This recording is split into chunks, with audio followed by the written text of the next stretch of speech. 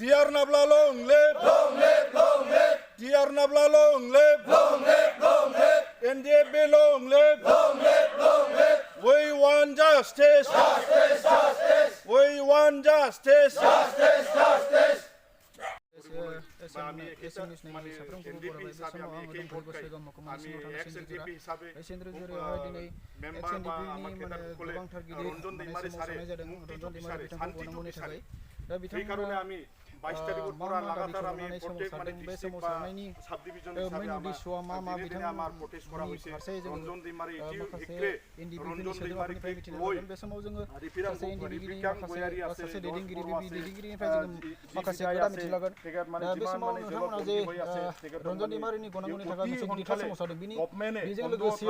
नोंथांमोननि जे दिनैनि सोमावसारनायनि मेन थांखि बे थांखिया मा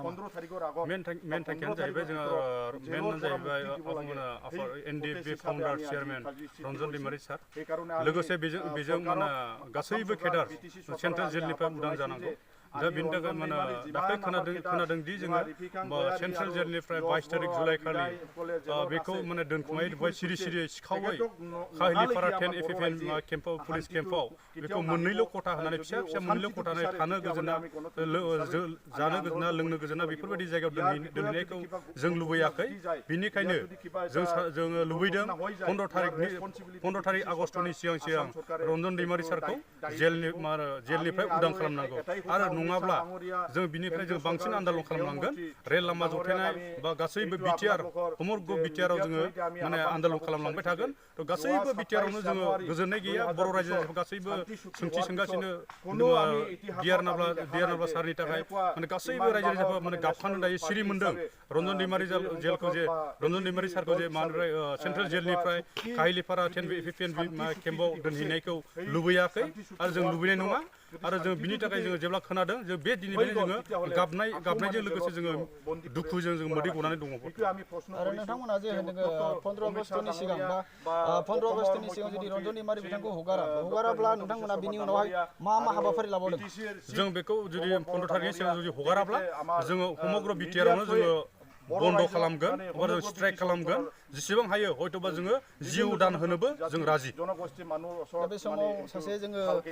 एनडिएफबिनि सासे दैदेनगिरिनिफ्राय जोङो एसे मिथिना लाबाय नोंथांमोननि जे दिनैनि जे हाबाफारि बे हाबाफारियाव गासै मोनबेसे एनडिएफबि आफादफोरनि गासै बावजों दं दा बेयाव जों बुंनो थाङोब्ला जों गासै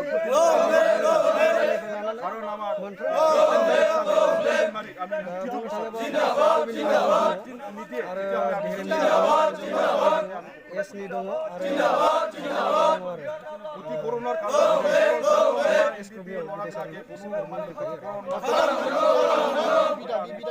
माखासे जायगायाव बिबिदायनि फारसे सारा मा बुंगोन बिबिदाय सारखौ जेब्ला माने सिखावै दोनख'नानै दं दिनैसिमहालागै जोंनि एनडिएफबि केडारफ्रा दिनैसिम बबेहाय दङ मिथिया आरो बेखौ अति हिग्रे बेखौबो माने रन्जन दैमारि सारखौ जेरैबायदि दिहुननांगौ बेखौ 15 तारिखनि सिगांनो दिहुननांगौ खिन्थु जोङो एक्स एनडिएफबि केडार हिसाबै जे सासे लिडारखौ जोङो बिदि सिखावै दोनजानाय एबा सेलाव दोनजानाय जों लुबैया आरो बिदाय सारखौबो अति हिग्रे गोख्रैनो बिदाय सारखौबो जोङो देखायनांगौ आरो गहोनांगौ लानायनि जाहोनानो जाहैबाय रन्जन दैमारि सार बिथांखौ गनांगौ थाबनो गनांगौ जिथु थांनाय 22 तारिखआव गुबुन केम्पआवहाय सोनानै दोनफैदों फिसा रुमावहाय दोनदों बिनि थाखाय जों एक्स एनडिएफबि प्लास आरो ओरैहाय जेसेबां बर' रायजो राजाफोर दं बिथांमोना दिनै दुखु मोनदों गोसोआव गाबदों आरो बे दोनफैनायनिबो सिगां न'खरनि मानसिनोबो खोन्थायाखै आरोबाव ओरैहाय एक्स एनडिएफबिनि जेसेबां लिडारफोर दङ बिथांमोननोबो खोन्थानाय जायाखै बिनि थाखाय जों बे कार्यक्रमखौ जों धरना कार्यक्रमखौ ओरैनो फिसायै जों लादों खिन्थु जों उनाव लाफिनबावगोन 15 तारिखनि गेजेराव जुदि सारखौ जुदि हगाराब्ला आं खावलायगोन बर' रायजो राजा गावनि खामानिखौ दोनथ'नानैब्लाबो अन्नानै समस्त बर' रायजो राजा जोंनि बिटिसि बर' रायजो राजाखौ आं खावलायगोन जे रन्जन दैमारिनि खाथिरावहाय रन्जन दैमारिनि मोखांखौ नायनानै दिनैहाय बिथाङा दिनै बर' हारिनि थाखाय गोबां सेक्रिफाइस खालामबाय गोबां रोखोमनि बायदि रोखोमनि सेक्रिफाइस खालामबाय बिथांनि नांनायखौ नायनानै अन्नानै आं खावलायगोन जे 15 तारिखनि गेजेराव उनाव हगाराब्ला बिनि उनावहाय जों जिखुनु समावनो धरना बा गुबुन रोखोमनि हाबाफारि लानो गोनां जागोन आरो बे हाबाफारियाव जुदि गोबां रोखोम माबा मोनसे जायोब्ला BTC government state government central government बिथांमोनखौ जों दाय होगोन नोंथांमोना रिहेबिलिटेसन अजद दैखांगोन सोरखारनिसिम रिहेबिलिट बेखौ आरो जों बर' हारिनि थाखाय जों नांदों जाथिनि थाखाय बर' हारिनि थाखाय नांनायावहाय दिनैहाय जोंनो स्टेट गभर्नमेन्ट बा सेन्ट्रेल गभर्नमेन्टआ जोंनो मा होदों 4 लाखआव दिनै बेखौ बुंनोबो लाजिथावथाव लाजिथावथाव होननाय बाथ्राया बेनो जाहैबाय जे 4 लाखजों दिनैहाय गुबुन जोंनि जेसेबां बर' सेंग्राफोर दङ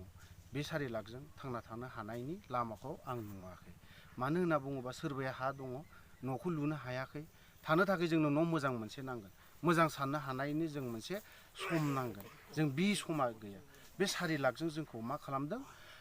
दाउ बायनांगौ अमा फिसिनांगौनो माबा फिसिनांगौनो बे माबायावसो बाहायदों होनबा जों बे 4 लाखजों जों बबेजों जों थांना थानो हागोन ओंखायनो जोङो बे 4 लाखखौ जों रावबो थांना थानो हाया बेजों आरो बेजों लोगोसे रिहेबिलिटेसना फ्रायानो गोबाङानो एनडिएफबिनि केडारफोरा रावबो मोनाखै बेखौ मोनाखै स्टाइपिनाखौ रेगुलार नङा आरो बेखौबो होयो मालाबा